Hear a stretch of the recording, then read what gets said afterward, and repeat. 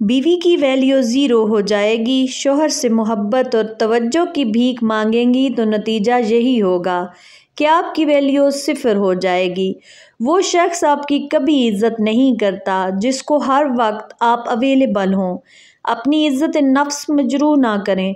मोहब्बत और तवज्जो की खातिर जब आप शौहर की मिन्नतें करेंगी, 24 घंटे उसे मैसेजेस करेंगी, तो वो आपसे बात कर तो लेगा मगर बेजारी से। और जब आप खुद से एहसास दिलाने की कोशिश करती रहेंगी कि वो आपका हाल पूछे, आपकी तारीफ़ करे, आपको गिफ्ट्स दे, तो यकीन करें आप खुद को बिल्कुल बेवक़्त कर देंगी। वो शख्स आपसे इज्जत से कभी पेश नहीं आएगा जिसे आपने एहसास दिला दिया कि आप उसके बगैर नहीं रह सकते। खुद को वैल्यू दें, अपने साथ वक्त गुजारें, अपने और रिश्तों को अहमियत दें। बस शौहर को उसके हाल पे छोड़ दें, जैसे चल रहा है चलने दें। वो तब तक आपको रुलाता रहेगा जब तक आप उसे खुद इजाज़त देती रहेंगी। निकल आएं इन बातों से। ज़िंदगी बहुत अहम और ख़ूबसूरत है, इसे इन तवक्कुआत की नज़र ना करें। यकीन करें जिस दिन आपने परवाह करना छोड़ दी, उस दिन से वो बदलना शुरू हो जाएगा और आपसे बात करने के मौके तलाश करेगा, आपको अहमियत देने लगेगा।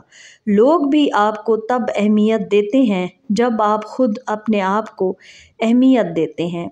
खुद को कभी भी किसी के हाथों खिलौना ना बनाएं। पाँव पड़ने वालों को कभी रिस्पेक्ट नहीं मिलती।